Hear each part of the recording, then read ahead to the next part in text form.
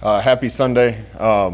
We're excited right now. We've been in the middle of fall camp for a long time, and it can seem at the middle and end of fall camp like you're just practicing and stuck in a rut of practicing. I think our players are really excited that we kind of turned our attention now, and it's officially game week. This trip has been a long time coming, a couple years, and a lot more time than that on preparation for this. We've been talking to our players a lot about handling this the right way and making sure it's a business trip, but if we have enough work done and feel confident enough with what we're doing going over there, I think the more confident we are about that, the more we can just enjoy another country, the culture over there, and still focus on the things that we need to get done while we're over there. I want to point a few people out. Andrew and Austin with our ops group have been, I can't tell you how much work they've had to do between airplanes and passports and hotels and cultural things. That's been a lot of work put in, and we appreciate them. Jay Terry has a mountain of things to do too to make sure that everybody has what they need over there and we don't forget anything. Mark Meyer and his staff have been unbelievable, and Matt Herron and the video staff have to make sure everything's over there and functioning well. So there's a lot that's gone into this, and our goal is to make sure the players can focus on just football and having a good time over there. I think this is going to be an unbelievable experience. I would say the majority of our team has never been overseas, and I don't know how many will again, hopefully a lot of them, but what a great country to go visit and see, and hope we get a lot out of this, the game obviously being the priority. Want to touch on the O-line things I said earlier this week. I was trying to portray how hard the O-line had been working and how proud of them I am. Might have exaggerated puking a little bit, but the important thing is I want to make sure everybody understands our training staff and weight staff do an unbelievable job of keeping me abreast of everything going on at practice. We have monitors, heart monitors. We know their complete output. We cut back practice if we think it's getting too hard or guys have spent too much. I talked about our practices this camp have been 3 on and 1 off, which is all an attempt to try to keep them healthy and fresh. So I know a lot got made out of that. I can assure you between Mark and the weight staff and I, we're doing absolutely everything to keep these guys healthy, and that's our number one priority. Excited to announce captains. We announced it at Boneyard Bash last night. We had the vote about a week and a half ago, and there was a lot of guys that got votes, which is a good thing. I think that means we have a lot of leaders on the football team. But the 4 top vote getters were Garrett and Travis and Caleb and Nick. Really proud of that group, where they've come from, what they've become, and the leadership they're giving us. All 4 guys have graduated from the university already, including Nick, graduated in 3 years. Say 2.5 of them are homegrown Nebraska kids, obviously Garrett and Nick, but Travis's family is from Lincoln too, and then Caleb from Georgia. They're going to do a great job representing us, and the leadership that they've shown in camp, along with about a dozen other guys, has been the best we've had. So we got big things ahead of us. I think our guys are really excited, and we'll be getting on a plane in about 24 hours. Question? Scott, what's the first 24 hours in particular like on this trip? Like adjusting guys, kind of body clock to the time switch and all that? We've had more conversations than I can remember about this and the right way to do it. And I don't think if you've traveled to Europe, I don't think there's a perfect way to do it. You're not going to feel perfect when you get over there. Some of the conversations with NFL teams that have gone over and played in London have been important. Our NAPL lab here and the expertise there has been really valuable for us too, so I want to give them a shout out. Flying overnight, I think the priority is making sure guys try to get to sleep on the plane, so we're gonna black it out about an hour after takeoff and try to get as much as we can, and then land and see how long everything takes. But we're taking them through customs and going straight to the stadium to get a little workout and try to knock some rust off, then headed to the hotel, give them a little downtime, then we have dinner and a little cultural thing, and we're going to try to get them back to sleep. And the goal is to try to make sure when they wake up on Wednesday, they've had a really good night's sleep on Tuesday night, and they're ready to kind of pick up where we left off here. you know about just the stadium, the facility, and how challenging was it maybe to get all the things you need for the week? Well, we hope we remembered everything.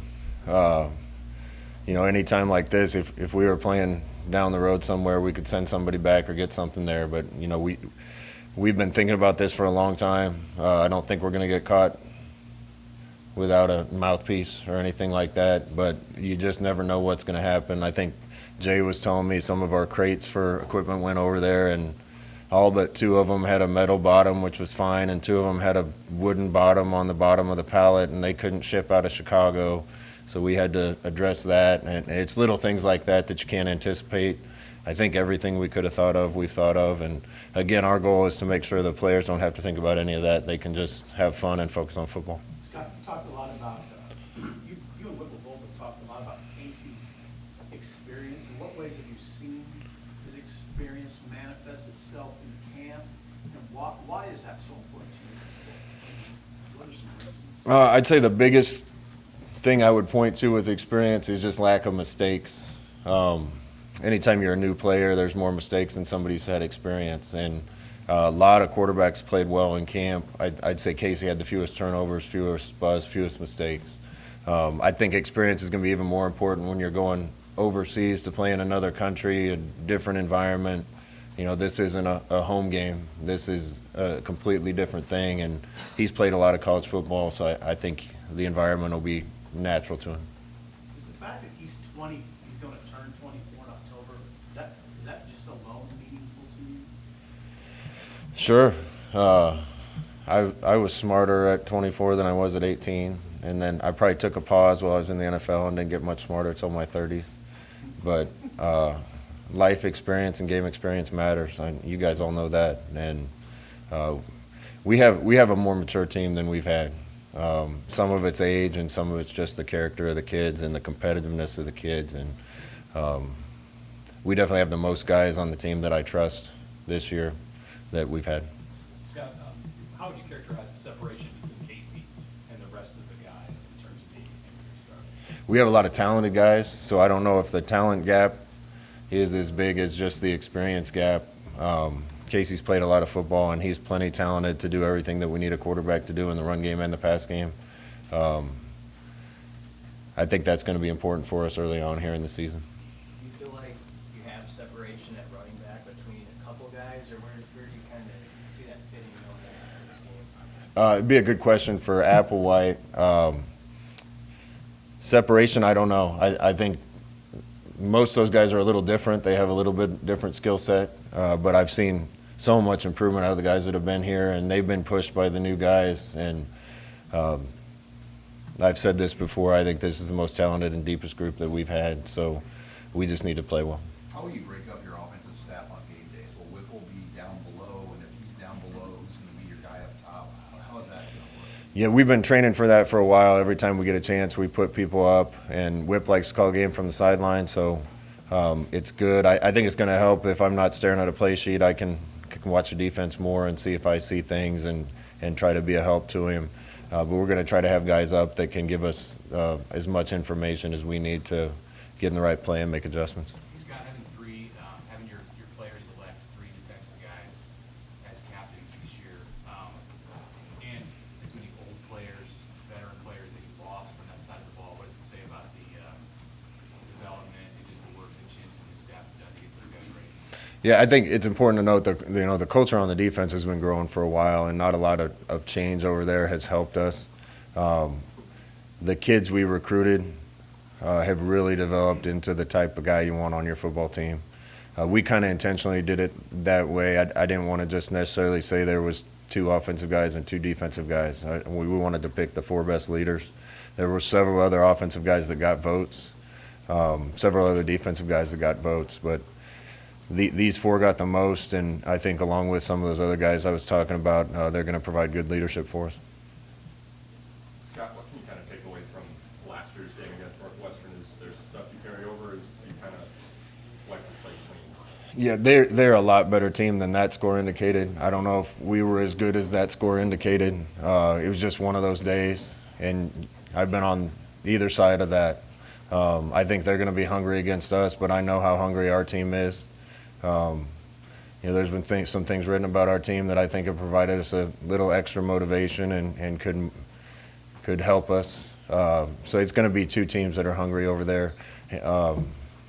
We can't go into the game with the exact same game plan and expect it to work the same. I'm sure they've been working on those things, and I'm expecting a really good game. Scott, earlier in Indianapolis, when we talked about blending all the guys together, the new guys and transfers or whatever, how satisfied and happy are you that this team is one team now? I couldn't be happier with that piece, the meshing of these parts. Now, we haven't hit any adversity yet, and I think the first test of that will be when we hit some adversity.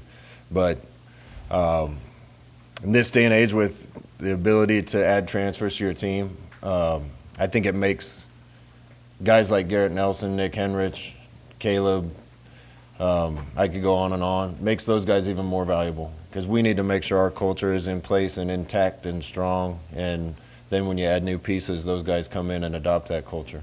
And you can't have that balance go the wrong way. I think you can lose your team. The leadership on the team and the culture that already existed in the locker room, I think, was easy for the new guys coming in, and I compliment them. They did a great job coming in and being a part of a team, not an individual. So I'm really happy with where that sits. What do you see as the leadership blend on that offensive line where you have a couple of sixth-year seniors and then some of your better players who are just 2 and 3 years into the program? Yeah, Trent Hickson's really been the kind of lead guy, and that's kind of natural with the center making a lot of the calls. Brock Bando does a good job, but we got some young leaders that are going to be really good. Teddy and Henry, and not leaving anybody out. Turner does a great job, and several others.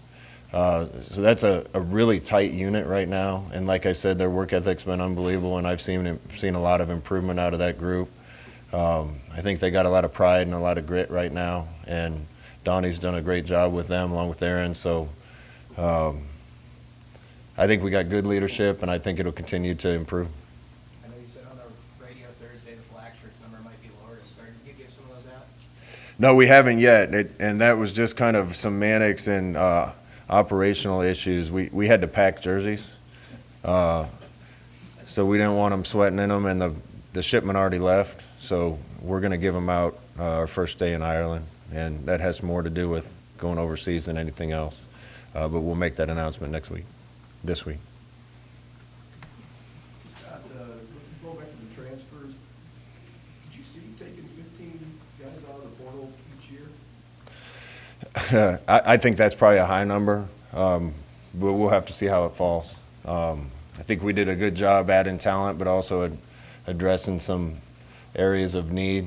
And I compliment those guys and the guys on the team, because there wasn't a them and us attitude. It was an us attitude. I think there was also some added competition at a couple positions because of people we brought in that not only helped us from the standpoint of adding talent, but helped us from getting more out of the guys that were here that got pushed a little. And I think there will definitely be a number every year, but I can't guess what that number would be. How do you feel like your offensive identity has changed, if at all, in the last 8 months? Not much, except I think it's a confident group right now. And I'd point to some of the new guys for that. I think one of the best things about the changes that have been made is we've added a lot of really confident guys. I'd point to Trey Palmer, Marcus Washington. Some of those guys are almost confident to a fault, and our offense needed a little injection of that. I think the coaches have done a good job with that too, and has a little bit different feel to it. I wouldn't say the X's and O's identity has changed a whole lot, but maybe the overall attitude has.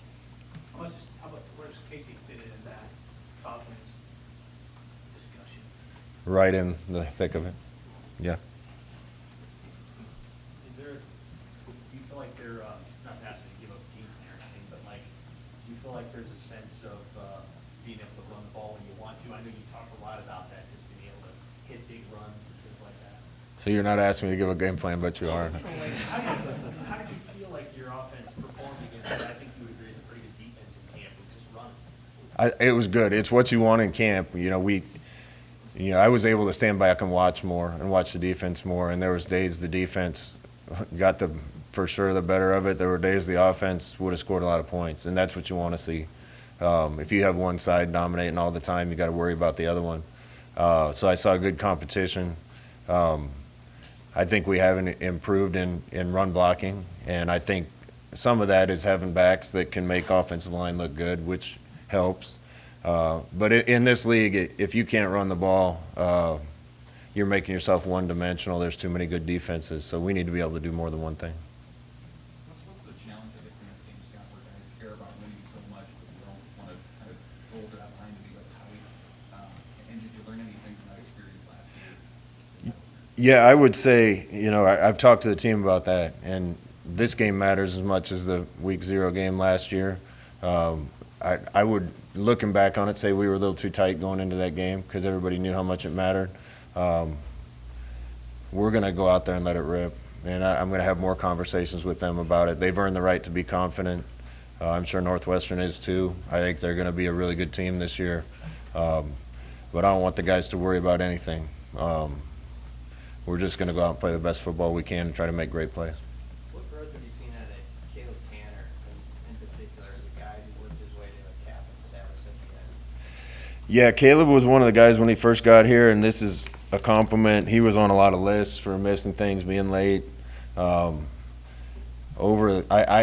seen very few guys that have come as far as he's come, and it speaks more to where he is now than where he started. We have a lot of guys that have to figure some things out, and Caleb has become a perfect teammate and a good leader, and it's awesome to see. It's one of the things that makes coaching very rewarding, is see a young man turn into the man that Caleb is. Couple more, Coach. Coach, from a conference perspective, how good exposure is this to have two Big Ten teams playing in a whole country? Yeah, we're starting the season off, so I'm sure if I wasn't coaching, I would be dying to watch college football, and I'm sure there'll be a lot of eyes on it. So we're excited that we can represent the conference. I'm really proud of the conference right now and some of the moves we've made, and compliment the leadership and some of the things we've done to get ahead and stay ahead, hopefully for a long time. And glad we can represent that league in a game I think there could be a lot of eyes on. Scott, when going through fact finding, in terms of what to do over there, in terms of how you can make it as normal of a game week as possible, is there a piece of advice that maybe you've got that makes a lot of sense, maybe now that you've thought of it? No, we've talked to a lot of people. I don't know if I can point to one thing, but we need to be able to, in general, lock in when we need to lock in. I think it's a mistake to go over there and have the guys mind on football 24/7. That's when you do get tight. So we're going to try to enjoy the people, the country, and when it's time to focus on what we need to focus on, I want the guys to be sharp and focused.